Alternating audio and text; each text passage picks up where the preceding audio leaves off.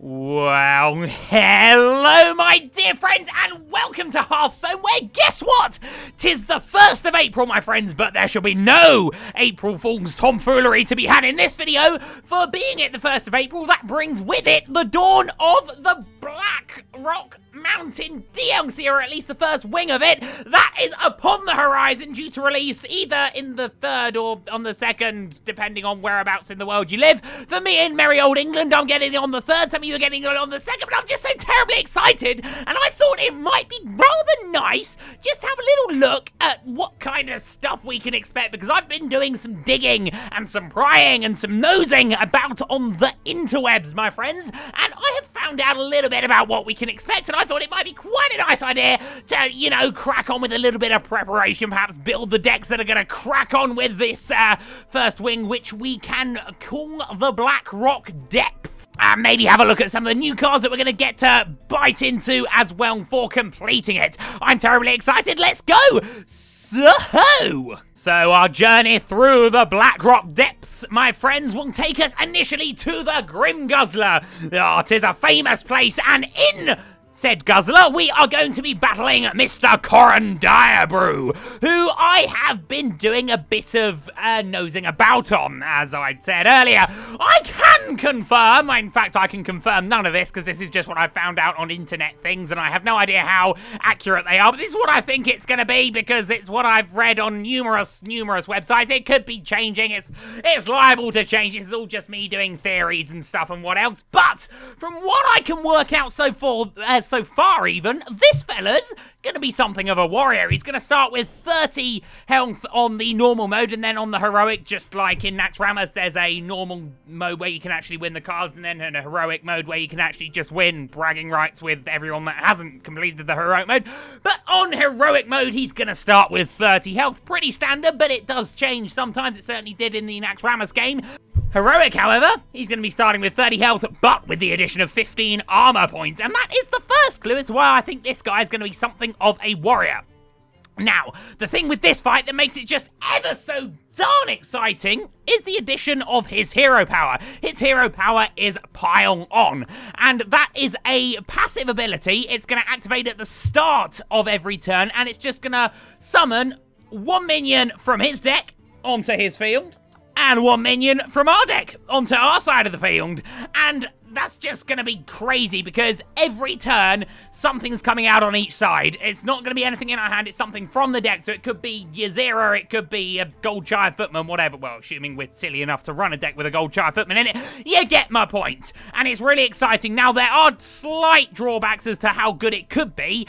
Firstly, this happens at the start of his turn, which means he's got a turn to deal with whatever situation he's created for himself before we get to capitalize on it. But I think it really does give us a rather sumptuous little opportunity to mess around with some really crazy mana curves in a deck. I mean, what is the point? Now we know we're getting a minion every turn. What's the point of running anything below 6 mana? I don't really know. But how are we going to win? Well, there's more to consider before we think, how are we going to win? Firstly, there are some class-specific cards to this guy, not going to be available to actually have through the DLC, but moreover, we will experience them when we're facing off against this fiendish Mr. Direbrew. I think there's going to be 3. From what I've read, I think there's going to be 3, but I could only find out about one of them. And that is the Dark Iron Bouncer. Now, this guy is a 4/8 6-mana card. Pretty decent stats for 6 mana. 4/8 is very nice. I think we'd all rather have a 4/8 than a 6/6 for the most part. I think more than half the people would agree with me there. But his ability is what makes this guy perhaps a bit of a tricky patron. He wins brawls. We said we think Coren Direbrew is going to be a warrior. I can confirm, well, as I said, I can't confirm, but I can pretty much guess with reasonable certainty that there will be brawls in his deck. I can also confirm that there'll be Baron-Geddon, War Golems, and Spiteful Smiths from what I've read. All those 4 cards in some capacity are going to be part of this fight. Yeah, winning brawls, that's a problem. That's going to be a big problem. If he calls out all our best guys and puts one of those guys down, then brawls, big issues for us.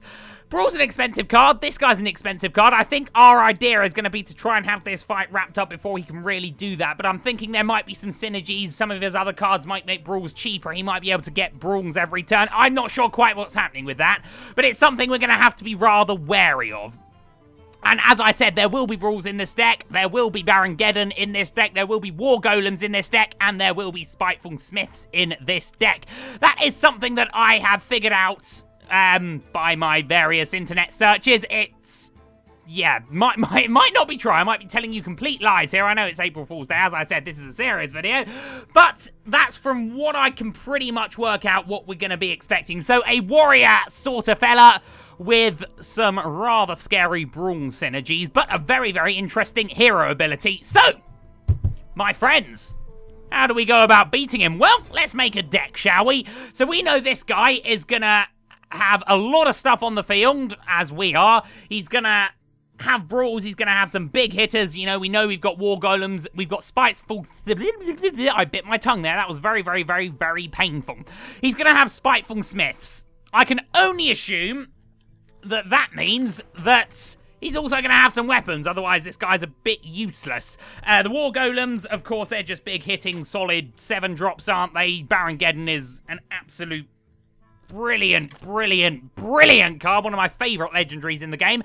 Oh, the history I have with Baron-Geddon, my friends. The first ever legendary I got from a pack. The first ever gold legendary I then got from a pack. The first ever legendary I ever decrafted to make another one. Oh, a lot of firsts I had with Baron-Geddon upon my Hearthstoning career, but be that as it may, he's not going to be our friend for this fight, as I imagine. And then the Brawls, obviously, would normally pick one random winner, but in this instance, we'll always be picking the Dark Iron Bouncer. I have looked, and from what I can work out, the Dark Iron Bouncer, if there was to be more than one of them on the field, there would still only be one winner to the Brawl. It would just be always one of the Dark Iron Bouncers, if that makes sense. But still, how do we go about beating this? Well, we're getting a minion for free on the field every turn. So I'm thinking we just have a hell of a lot of big minions. But he's going to have a hell of a lot of big minions as well, by the looks of things. So how do we go about counteracting his hell of a lot of big minions? Well, controlling spells, I would imagine. So, who has the best controlling spells? Well, ideally, we want a kind of hero here that's going to just look at a horrible big thing go down on the other side of the board and just go, nah, mate, you're not having that. Let me just get rid of that one for you. So that could be Priest with the Shadow Words. That could be Mages with the insane damage that it can do and or the polymorphs. It could be Rogue, what with the Assassinates or the Kidnaps or etc, etc, etc. I think I'm gonna go for Mage. Why? I don't know. It was the first one that I thought of. We could also possibly think about maybe... I was going to say the Druid with the Neutralize, then drawing that, then lowers the pool that he can draw from his hero ability. I should mention, as far as fatigue's concerned with that hero ability, although we are both going to be getting to the fatigue point quicker than what you might expect in a normal game, it's not going to matter as far as the fatigue goes. Once we're both overdrawn, that hero power will not cause us fatigue damage. But anyway... so, we got a lot of damage here, and I think lots of damage is what we need for this fight. So let's first of all put down all of our control-y spells, mainly the Vaporize. We'll put 2 of them in, shall we? Absolutely 2 Fireballs, absolutely 2 Polymorphs, absolutely maybe a Flame Strike. I don't know, we're just chucking stuff in. Antonidas to come out turn 1 will always be fun, and then maybe just... the Frostbolts just to maybe slow a few mothers down initially. That could be an idea. Maybe a Mirror Image, maybe an Ice Lance. We're getting a bit crazy there. But spells, control-y spells. That's what we need to silence him. And then to defeat him, we just chuck in some big hitters. So definitely we're going to want... do we want Dr. Boom? I mean, obviously, these guys that are getting called in, we're not going to benefit from any battle cries, are we? So I'm thinking Force Tank Maxes we certainly want. Foe Reaper, absolutely. Baron-Geddon, I'm thinking perhaps not, as a matter of fact. I don't think his ability is really going to benefit us compared to the kind of minions that I imagine we're going to be facing. Ragnaros, yes. Kel'Thuzad, yes. Thermoplug, yes. Ysera, absolutely. Giants, obviously, yes, we want some Giants. Making this deck may very well highlight the lack of cards that I sometimes have. Obviously, the first guy in this deck would be Deathwing. I don't have Deathwing. I do not have a Deathwing, and that saddens me greatly. And why is the craft mode thing all squashed and up like that? Right, anyway, so I'm thinking maybe just a few more giants, obviously, because they can just get called in, however, willy-nilly. That's looking very nice. Anixia will miss. Malagus will take. Gruul. We never run Gruul. Gruul's one of those guys that you just never do anything with, so we'll take him for the longs. And maybe a Sylvanus or something? Perhaps we could think about perhaps running the, Oh, my Exner might not be a bad idea either. I was gonna suggest maybe thinking about the, sort of Doomsayer Frostnova combo, but if the Doomsayer just gets called out, it ruins everything, doesn't it? So we don't want to perhaps think about that. Maybe a Mad Scientist or two just to get our... I mean, we're only running the 2 secrets at the moment. This is a very, very quick deck. We're only running the 2 at the moment. Perhaps maybe just 1... Mad Scientist would be an idea. Did I say Crazed Alchemist before? I hope you know what I meant. The secret-y guy, wherever he is, this fella. Maybe we could think about running 2 of them. I mean, we do still need an early game because, you know, we're getting these guys for free. If we can get an early game in with it as well, and I think Mad Scientist might help with that a tad. Maybe, do we want to think about another secret or 2? I'm not really sure which ones are going to help us massively. Maybe Ice Block, but I'm hoping to have this one done quite quickly. Maybe a duplicate. A duplicate might... sorry, no, I don't mean a duplicate. Let's get rid of that. What's the one that... Mirror Image, that's the one I'm thinking of. Maybe one of them would be very, very fun. Mirror Entity, that was what I meant. Lovely, that could be an idea. Kintor Mage, we could. Drawing cards, we could, but we don't really want to do that because we're going to be drawing a lot anyway. We've already got a Pyroblast. 2 more. Let's just pick 2 more big minions. What have we got for ourselves here? Core Hounds, yeah. No, I mean, we could just chuck some War Golems in. We could just chuck 2 Sea Giants in. We could chuck Alexstrasza in. You know, with you zero those dream cards, we could be bringing people back here, so it might not be a bad idea to put Alexstrasza in, and then maybe... Did we put Kel'Thuzad in already? Yes, we did. So then maybe Dr. Boom wouldn't be a bad idea either. Plus, I like his laugh where he's... that he does. Anyway, so that is going to be the Coren Killer. Lovely. I think that's going to be a great, great fight there. I'm very much looking forward to it. It's a crazy mana curve. It's a really crazy mana curve, and I'm not even sure if the whole point of the fight is going to work this way, but from what I've read, the cards that I've apparently found out that he's running, what with the Smiths, the War Golems, the Geddons, the Brawls, the Dark Iron Bouncers, the Pylon ability, I'm thinking this is going to be good. I'm thinking the chances of us just getting, you know, a giant or, you know, a very big hitting minion out on turn 1 and 2, I think it's just going to be great. It might work, it might not. It's the one we're going to run with, first of all, when that comes out, and well, not often you see a mana curve like that in a deck, but there we go. There's the Coren Killer for you. Right, so, my friends, who be next? Well, once we've hopefully experienced a jolly darn good bit of success in the Grim Guzzler, we are going to be moving our heinies up onto the Dark Iron Arena, where we will be facing High Justice Grimstone, which again only has 30 health, and only has 30 health again in the heroic mode. Oh, I should mention actually with Coren before we move on, the Coren Direbrew pile on ability in the heroic mode will grant him 2 minions and you still only 1, so yes, big disadvantages there. Anyway, back onto High Justice Grimstone. This guy summons a 1/1 taunt for 1 mana. Heroic mode, he summons that thing for free. 1/1 taunts aren't that scary. I have to be honest. They're not that scary at all. I don't really know much else about this one. I found out quite a lot about Coren Direbrew. The other 2, less so. The other 2, very much less so. But from what I can work out, High Justice Grimstone, I'm going to assume he's kind of paladinish if he's summoning a 1/1 with taunt for very few manas. That's kind of paladinish. I'm not really sure what we can expect with this one. But from that small amount of information, I would assume this here warrior control deck, well, warrior quote control deck, it's kind of just a warrior a la David deck. It's probably similar ones on the internet. This is one I like. This should work quite well against it. I mean, we've got a lot of things in this deck here that, how's the best word, that feed very well off 1/1s with taunt. You know, I'm talking about the Armor Smiths, I'm talking about the Acolytes of Pain, I'm talking about the Frothing Berserkers, I'm talking about Death Spite. Death Rattle can absolutely wipe out 1 health creatures. You know, Siege Engines don't actually feed off that well at all. Why are you running 2 Siege Engines in any deck ever, I hear you ask?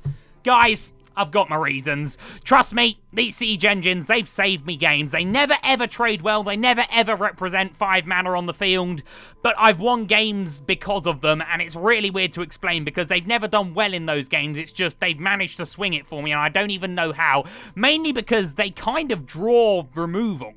They draw removal before Rag and Dr. Boom and the Photo Reaper come out, and they draw silences, and they draw this, and they draw that, and sometimes they even draw the big game hunter that everyone's saving for Dr. Boom.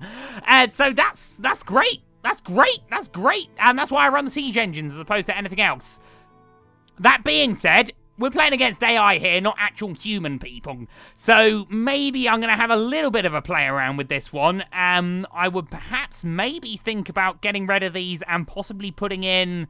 I'm not sure what we could really have. It would have to be a 5 mana, or at least a 4, 5, or 6 mana to keep the sort of mana curve. Well, that's a very messy mana curve. This deck works, okay? It doesn't look like it works, but I always win 6 out of 10 with it. Maybe I could put Fugal and Stalag in this one, or perhaps maybe just something a little easier like a... I don't know, maybe I'll tell you what, we could even possibly think about Sea Giants for this one, couldn't we, if he's going to be summoning minions all over the shop. I'm not sure quite how we're going to do this, if we are going to be taking the siege engines out, because the siege engines work maybe abominations or something, but the siege engines work very, very, very well indeed against humans. Against AI... computer robot-y people, I'm not quite sure they're going to work exactly the same. But these are good. These are good. I might be the only person ever to say that these are good and run them in head as opposed to the Shield Maidens. I'm standing by what I said, guys. I like these, but we might be taking them out. Anyway, so I'm probably just going to run with this deck straight away for the Grimstone fight. It's, you know, I mean, as I said, it feeds off the 1/1s very well. I mean, if we get a decent draw, there's no reason at all why we can't get a Frothing Berserker up to, you know, 10, 12, 14 attack quite easily, and then it's plain sailing from there, I hope. Anyway, so that's that. It seems a little more simple, but we don't know as much about it, so it probably absolutely very well might not be. Anyway, on to the third and final fight of this wing. There's only 3. There was normally 3 for the Naxxramas ones, and then there were 4 in the last 2. That's pretty much the same again. But for this one, we're against Emperor Thaurissan, and this guy... always a bit scary, let me tell you. Fantastic artwork again, I should say that. All the artwork in this is absolutely mwah. I did the little French symbol there when a French chef does nice food and he goes mwah and makes a little ring with his thumb and forefinger and kisses the side of it and like sends it into the air. Is that something that chefs actually do, or is that just in films that I've seen? I don't really know, to be honest. But that's the symbol I did, but there's no face cam here, so how are you to know without me telling you? But we're getting distracted right now, my friends. We're talking about Emperor Thaurissan and how damn well horrible this fight might be. 30 health normal, 30 health heroic from what I can find out. Nah, not too scary, you might say. Well, let me show you his hero ability. Yep, deal 30 damage, aka win the game, for 2 mana. How, oh how, do we beat this then, you might ask? Well, it's not all as dire as it seems, because there are a few more terms and conditions to Emperor Thaurissan using this ability. For one, Moira Bronzebeard's gonna be in the shop. Oh, yes, there she is. Interesting that she's Moira Bronzebeard and not Moira Thaurissan there. Possibly a bit of a scandal to be had in Blackrock Mountain, my god. I mean, when they first married, god, was that a scandal. But maybe there's another one here. She's changed her name back to Bronzebeard.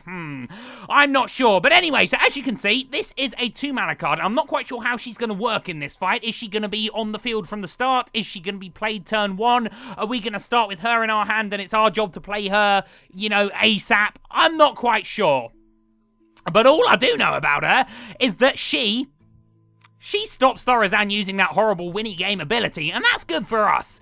Now, the card picture that I've got for you here is showing a 1/3. I have seen somewhere that she might be a 3/1. There's kind of like I've seen pictures of 1/3s and 3/1s. Maybe there's 2, maybe it's one or the other, I'm not quite sure, but still 1/3, 3/1. We're going to want to keep her alive. We're going to want to keep her alive so that Emperor Thaurissan cannot deal this horrible 30 damage that he so desperately wants to deal to us.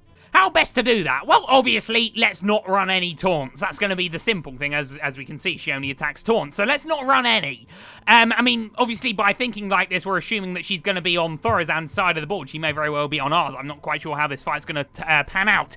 But we're not going to want to run any taunts, and then I think we're going to want pretty much just a generally rather aggressive deck other than that. I've got my Robo-Rogue already. I don't think that runs any taunts at all, except for the Annoyatron. So maybe just having a little play around with this could work quite well. Yeah, this is a beta deck. This is kind of just me messing around because 1 time out of 5 I get a nice synergy with the Iron Senseis and think I'm great at the game, even though it's just because I'm using questionably OP cards. And then 4 out of 5 times I get absolutely wrecked with it. There's some work to be done with that deck, but aggressive is, I think, the way we're going to want to be going with this one, really. Yeah, you know, keep Moira alive, keep pounding Thaurissan before he can deal that 30 damage, because Moira's going to be the key with this one, because if Thaurissan uses that 30 damage, we're dead. We're dead! Unless we have some weird kind of mage that has the ice blocks and such else. Plus, he's got other cards to deal with. This is going to be a tricky fight, but I'm thinking aggro is going to be the way to go for it. And I don't actually have an aggro card here, aggro deck even here, to be honest. I'll probably just make a, you know, Face Hunter, whatever, something along those lines I think should get us through there. But I'm very interested to see how this fight's going to pan out, because I'm not... Yeah, as I said, I couldn't really find out too much about this one. I found out quite a bit about Coren Direbrew, less so about the other two. But still... very exciting, very tricky battles to be ahead. What rewards are we getting for it, I hear you exclaim? Well, my friends, as with Nax, we get a card for beating the first fight. Or 2 lots of 1 card, I should say. 2 lots of 1 card for beating the second fight. 2 lots of 1 card for beating the third fight. And then a legendary for beating all 3. Just like in Nax. Well, what kind of cards are we getting for ourselves this time, you may exclaim? Well, my friends... the first fight we're going to be dealing with is in the Grim Guzzler. For winning it, we're getting ourselves a Grim Patron. Now, this immediate stat line ain't so good, is it? 3 for 5. You know, that's not great. That's not great at all, is it? It's rubbish. That's an Antique Heal Bot. And I will say, although Antique Heal Bot is probably one of the most used GVG cards, and it is very good. When I first saw the Antique Heal Bot, I thought it was gonna suck. I gotta be honest. So I may be saying this card's gonna suck. It may very well be great. I may well be saying this card's gonna be great. It may very well transpire to suck. But I think as far as...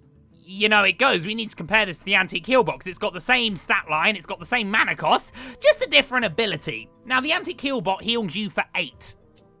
It heals 8 to the hero, does nothing else. For 5 mana, to get a 3/3 on the board as well, it's not that bad. It's not that bad.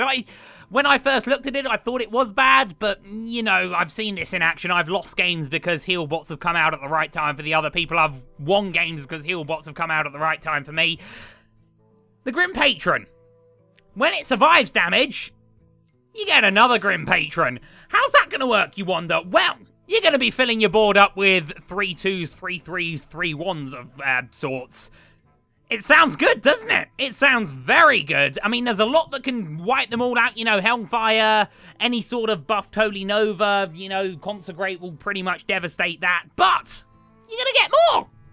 And I think this is going to be one of those kind of cards that... in one game will work and will be the coolest synergy ever, and you'll just get a million of them and it'll be amazing. And then the next game it'll just be a 3/3 for 5 mana and it'll suck. I think that's going to be how it kind of works. I was looking at a couple of forums and a couple of people thought of some decent synergies for it. I mean, we can all think of like the Whirlwind, you know, I look at this card, I think Mage, I think Warrior, stuff that can consistently do damage to its own stuff. We could ping this with our Mage Hero ability. We could, you know, Whirlwind this. You know, if we've got 2 of them out, we can Whirlwind it. We're suddenly going to have 4. Not to mention Inner Rage, not to mention Cruel Taskmasters, and all that good stuff. I did see someone look at it, and they pointed out a rather devilish little play that if you had one of these fellas down, if you were to cast a very, very simple Commanding Shout spell on it, and then chuck down a Bouncing Blade, I think they worked out that you'd get 7 3/1s for the equivalent of 3 5, 6, well, 3, 5, 6, where did I learn to count? 3, 4, 5, so 10 mana for, you know, a board of 3 1s. It's good if you can actually do something with them next turn. It's going to be a bit of a risky play. I think this needs a buff, and I don't mean they need to buff the card. I mean you need to get it out and you need to buff it. So, you know, if you're running this in a druid, you need to Mark of the Wild it. You need to do something where it can consistently take damage. But it's an exciting looking thing, and I'm very much looking forward to trying it out. Maybe we were talking a minute ago about possibly getting rid of the siege engines. Could this be the answer? Could Grim Patrons be the answer to our plight here? I'm very excited to at least try them out, let's just say that much. Well, what's next, you may ask? Well, what's next is by far and away one of the most exciting new spells that I've seen for this expansion. Not only this wing, but for the whole expansion. It's a rogue spell. It's called Gang Up, and it is damn bloody awesome, as I'm sure you can see there. What it does is, whatever minion you cast it on, it puts 3 of that minion in your deck. Sounds pretty good, doesn't it? Well, let me make it sound even better, my friends. It does not specify that it has to be a friendly minion. It should be able to work on enemy minions. And I did a bit of theory craft in my head there. When I first looked at this card, I sort of went into a dreamy haze of myself playing a Demon Lock deck. And you know when you play against a Demon Lock deck and you kill their Void Cooler and 8,000% of the time it brings out Mal'Ganis? Well, if we're playing a rogue, we could kill Mal'Ganis. We just, you know, we'll chuck our little gang up on it. Thanks for the 3 Mal'Ganises, bro. And let's just big game that mother. That was what I imagined in my head. That will work for me one day, and that just makes this card sound devilishly exciting. 3 Mal'Ganises, and even if you're not going to be using it on something as good as Mal'Ganis, 3 of anything is great, surely. I mean, for 2 mana to put another, let's just say, 3 Druid of the Claws in your deck. Great 3 Azure Drakes in your deck. There's no bad side to this card, really, I don't think. I mean, you could say, yeah, you don't get them straight away, but this could save you against fatigue. This could save you against anything. You could properly screw with people with this card. I mean, you could cast that on Lorewalker Cho. What kind of weird synergies and crazy YouTube videos with millions of views is that going to be on? Ganging up Lorewalker Cho. That's going to be some crazy, crazy stuff there. And I am, again, terribly excited for the Gang Up spell. Well, on to the next spell, and it's the spell that you get for defeating Emperor Thaurissan. And I've got to be honest, this one excites me less. I'll be honest, it's a pre-spell, it's 2 mana, Resurrect. I looked at this, I thought, meh. I looked at this again, I thought, meh. I took a few minutes to think about how this could work, and I thought, meh. But then I thought, oh, maybe just the sort of level above meh. If you've got the spectrum of boring and excited and meh's in the middle, maybe this one's just a little bit higher than meh. Because I thought about this and I thought, this is a late game card. You're not playing this turn 2, 3, or 4. This is a late game card. And late game, you could be calling out something great. It summons it, so you get it straight on the field. Brilliant, obviously. But I wanted to make the point that, for the most part, you're going to be summoning something better than a 2-cost minion with this card. I mean, let's just say turn 3 you played Dark Cultist, it got killed, boo-hoo. And then you played this, you're getting another Dark Cultist for 2 mana. How good is that? Or, you know, I mean, you might be recalling a Sludge Belcher or something better than 2 mana. Yes, there will be the occasions where you recall your Norshire Cleric or you recall your Light Warden. Great early game, but they're not really what you want to be recalling when he's got, a 2 Ragnaroses and a Ysera on the other side of the field. But you get my drift. I think there will be use for this card, but I'm thinking about priests. I'm thinking the kind of spells they're going to be running already. Is this going to be knocking out Shadow Word Pains? Is this going to be knocking out, the Power Word Shields? Is this going to be knocking out, the silences or the cheaper heals? Maybe not. I'm not sure if this is going to be knocking out any of the current, early game priest cards, but it's going to be exciting to see. As I said, they're cards that I thought were rubbish in GVG and have turned out to be brilliant, and vice versa. So maybe I'm wrong about this one, but as far as I'm concerned, this is definitely probably the least exciting card of the 3 that we're going to be getting with this first wing. Hold on a second, David. Did you say 3 cards? I did, my friend. I was mistaken, because there's actually 4. Because, as always, you get your legendary neutral minion for completion of the wing. And that legendary neutral minion in this instance, well, it's Emperor Thaurissan himself. And boy, golly gosh, is it exciting. Sorry, I was so excited with that one, I actually punched the table a few times. That's probably quite unprofessional, isn't it? But this guy looks exciting. 5/5/6 mana. Nah. Let's have a look at that ability, though. Makes everything 1 cost cheaper in your hand. My golly, golly gosh, how good is that? Maybe a bit of grey water as to exactly how this will work. Does this work in the same fashion that Bolvar works, in that you just have it in your hand and it will affect the rest of your hand? Or does he have to be on the board for this to work? Still, fantastic. Let's just look at the 5/5/6 mana. It's not bad. I mean, yeah, for 6 mana, if you were looking at just base stats, you'd probably want maybe a tad more. But, you know, 5/5/6 mana's decent enough, you know. I mean, even if you're not going to be using his ability, let's just say, you know, you're both just drawing 1 card and playing it and 1 card and playing it. If you draw this guy, it's still a 5/5/6 mana. It's not dreadful. I mean, as I said, it's not great, but it's not dreadful. And this ability makes it amazing, I think. I mean, even if you get him down, you get to use him for 1 turn and then he's dead. Which can happen with 5/5s at that stage of the game quite easily. You're still getting such a great amount of value out of this. I mean, I'm looking at this, I'm thinking about a Druid deck. My Druid deck used to run a hell of a lot of big minions. It was Ramp Druid and then some. I used to lose a lot of games in the early game because I just didn't want to knock out any of the nice, pretty minions that I had in replace of, like, a Harvest Golem or something. I think the cheapest minion I ran was a Chillwind Yeti. That deck won a surprising amount of the time, considering how unbalanced it was. But, I mean, if you get this guy out turn 5 with a coin, maybe even turn 4 with an Innovate, or just turn 6 on himself, you can expect, especially with those kind of decks, to still have, you know, maybe 3 or 4 cards or even more in your deck. And if you're making all of them 1 cheaper, that is a great bit of value. Even if then he dies and, yeah, you're still going to trade and stuff. It's great. Brilliant. I'm liking the look of this card. Lots and lots and lots and lots and lots and lots and lots indeed. But is it going to knock out Sylvanas? Is it going to knock out the Black Knight? Because they're who it's going to be competing with for the places in decks.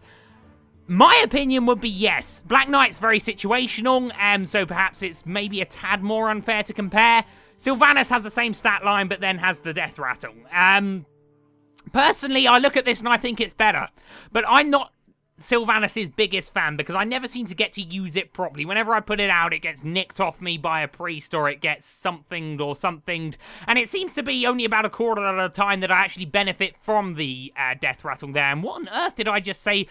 It seems to only be a quarter of the time, is what I apparently just said. A quarter of the time that I actually get to benefit from the Death Rattle. And I don't know if that's worth it. And I think, you know, you're going to be benefiting to some degree 100% of the time from Emperor Thaurissan. And that excites me. I like this guy. This guy's going in my decks when I get him. You be sure of that, my friends. Righty-yo-ho-ho-ho! That sums us up. That is what we can expect with the new wing to be released in the next couple of days. But hang on, David, there be some class challenges, be there not? Well, my friend, you're right, there be some class challenges, and I know nothing about them.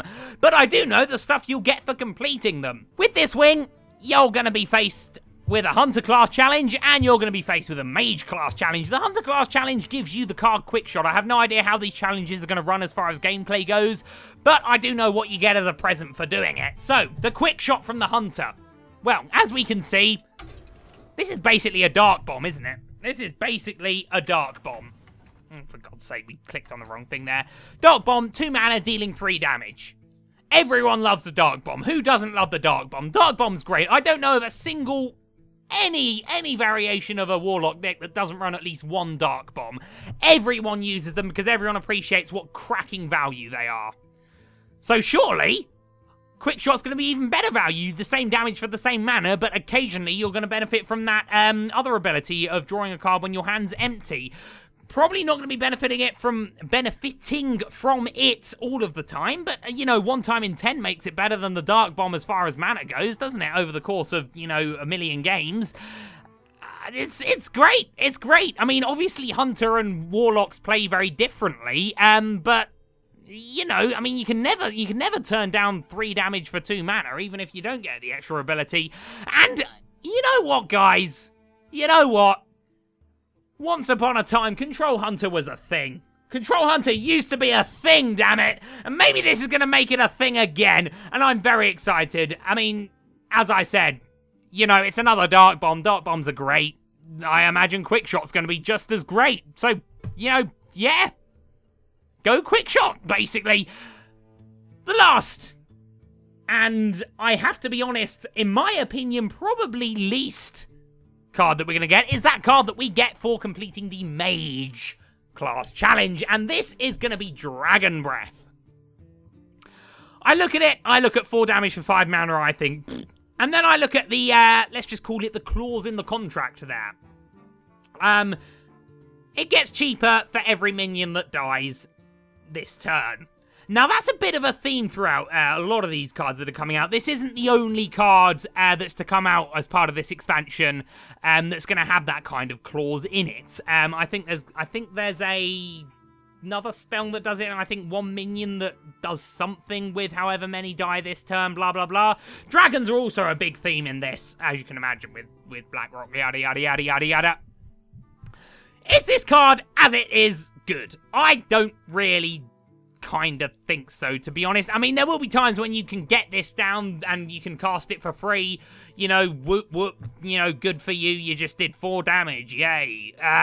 You spent your whole turn probably making reasonably to bad trades, you know, to get that for free just for your 4 damage. I just think that mages can do so much direct damage already without having to worry about, you know, messing around with having stuff trade into other stuff. I mean, this is almost like you'd have to build your early game around it. And why would you want to build your early game around the ability to do 4 damage? Yeah, I mean, yeah, is what I say. There's just better options, you know what I mean? Frostbolt, Ice Lance. Frostbolt does 3 for 1 mana and freezes. That is way better in my opinion. Ice Lance, if you're casting it on a frozen thing, does your 4 damage for free, and I think that's a much easier thing to actually cast to do what it needs to do than to actually try and get that to cast for free. And I just think there's just so many better options than this in literally every other spell that the mage possesses. Let's go to the mage here. I forget what symbols they are, so I have to go round this way. I think mage is, wait, no, mage is that one, isn't it? No, that's priest. Mage, oh, for God's sake. Yeah, I'm good at Hearthstone, as you can tell. But anyway, yeah, so, I mean, Ice Lance, better. Arcane Missile, well, kind of a different spell. But Flame Cannon, I know it's not as accurate, but in my opinion, better. Frostbolt, better. You know,